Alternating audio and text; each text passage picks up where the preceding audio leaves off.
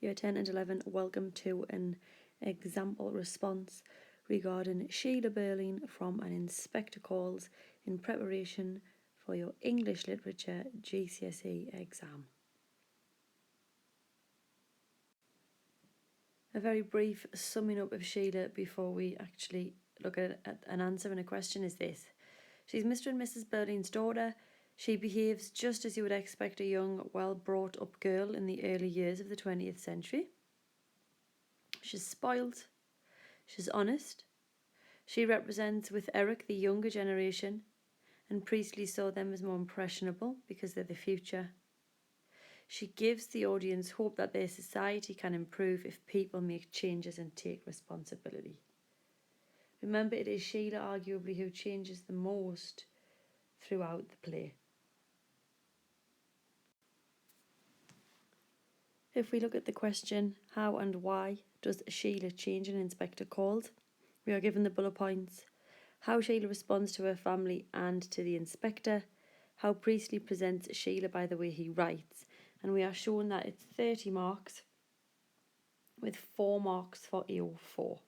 Okay? You are only assessed on AO4 on the inspector calls question, not on the poetry section, and this is the 4 marks that you're awarded. So if you look for 4 marks in the context of the level of demand of the question, learners spell and punctuate with consistent accuracy and consistently use vocabulary and sentence structures to achieve effective control of meaning. 2 and 3 marks is learners spell and punctuate with considerable accuracy, using a considerable range of vocab and sentence structures to achieve general control of meaning. And then finally, your 1 mark is that you spell and punctuate with reasonable accuracy and use a reasonable range of vocab and sentence structures, and any errors do not hinder the meaning. So that is the 4 mark part that you are awarded on the inspector calls section, and then we'll very quickly just have a look at the other criteria before we look at an actual response. I'm not going to read all of this out to you, but you can see here exactly where you're marked on AO1, AO2 and AO3. AO3 is the context and links between the question and the context of the play. AO2 you can see is the examination and analysis of the writer's method and the effect on the audience. And AO1 there, as you can see, is mainly your response to the task and your response to the whole text. And you can see there that it goes from the top, which is critical, to, so that's your level 6 to your level 5, which is thoughtful.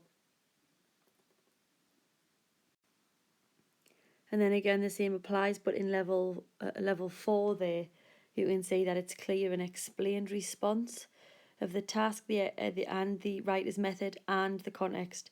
Level 3 is some explanation or some relevant comment. And finally, level 1 and level 2, supported response to the task with an identification of writer's method and some awareness of context. And then obviously your level 1 there is a simple comment, awareness of a writer's choice, and a simple comment on ideas related to context. So that's your basic mark scheme.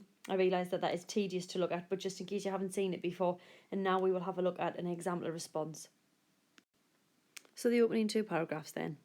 In an inspector calls, the character of Sheila changes quite considerably throughout the play, which was written at a key moment in history after the Second World War. Priestley's play is not simply a tension-filled whodunit play, it is allegorical. Priestley encourages the audience to consider the negative influence of capitalism by taking the audience back to 1912 and aims to persuade us that socialism holds the key to a better future. Sheila contributes to his moral message about socialism and capitalism by emphasising the possibility for change which lies within the younger generation. At the start of the play, Sheila is portrayed as a spoiled child. Right from the stage directions, we believe her to be immature. She is described as a pretty girl rather than a beautiful woman, which could simply allude to her unmarried status, but implies that she is childlike and immature in her actions and demeanour. This image of Sheila is reinforced throughout the opening act of the play with comments such as, "Oh, it's wonderful. Look, Mummy, isn't it a beauty?" Upon receiving her wedding ring and her stifled cry before leaving the room as the inspector shares news about Eva Smith. By using childlike colloquialisms such as mummy and daddy to address her parents, the audience automatically view her as immature, not as a grown-up who is about to be married.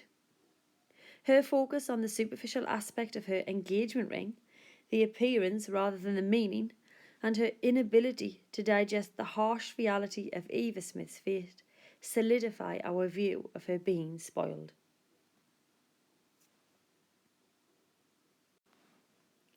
At this stage in the play, we see Sheila as a capitalist symbol, like the remainder of the Birling family. Like her father, she seems to be obsessed with the material and lacks consideration of others and awareness of reality. This is again reinforced as she tells her story to the inspector, that she had Eva Smith fired from Millwards due to jealousy. She says, "If she'd been some miserable, plain little creature, I don't suppose I'd have done it. But she was pretty and looked as if she could take care of herself. I couldn't be sorry for her." This quotation emphasises Sheila's callous nature. Her use of the noun creature implies that Sheila dehumanises the lower classes. She sees them as less than herself, in fact, less than human.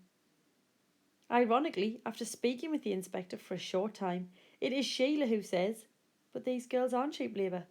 They're people." However, as the former quotation shows, this was not always Sheila's perspective. As mentioned above, Inspector Gould's visit instigates a change in Sheila's actions and viewpoint. One of the most notable changes in Sheila is her shift away from childish colloquialisms to a more formal, mature speech. She begins to call her parents mother and father. This could imply that Sheila is maturing and becoming less reliant on her parents as she gains awareness of social responsibility and the plight of others. However, it could also suggest that Sheila's view of her parents is shifting. Perhaps Sheila, who once thought they could do no wrong, now has a colder view of them as she becomes aware of their callous behaviour towards those who are less fortunate.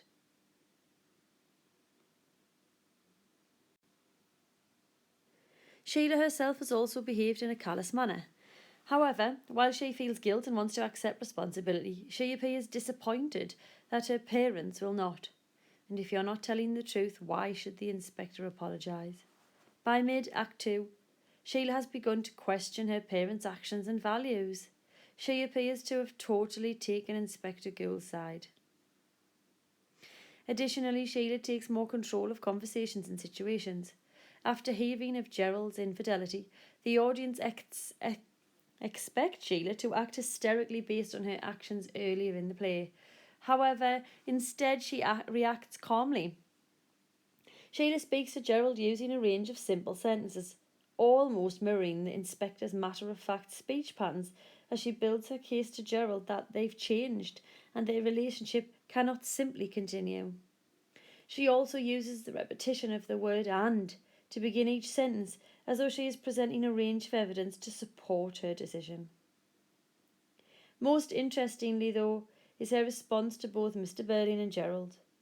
When Birling interrupts her to defend Gerald, "You must understand that a lot of young men," she is not afraid to cut him off. "Don't interfere, please, father," again suggesting a loss of respect for her father, but also that she is now in charge of the discussion. This is reinforced when Gerald asks Sheila's permission to return. "If I may," and Sheila responds with a clipped, simple sentence, "All right." In a misogynistic society, both of these actions are unexpected, especially when compared to Sheila's earlier behaviour.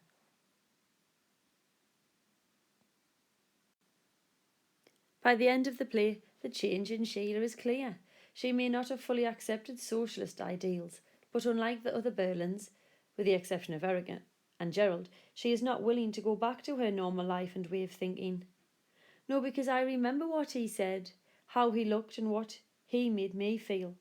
Fire and blood and anguish, and it frightens me the way you talk, and I can't listen to any more of it.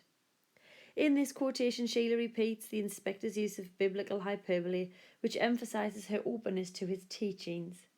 Unlike Gerald and her parents, Sheila has been swayed by the inspector and seems unwilling to revert to a self-involved way of living.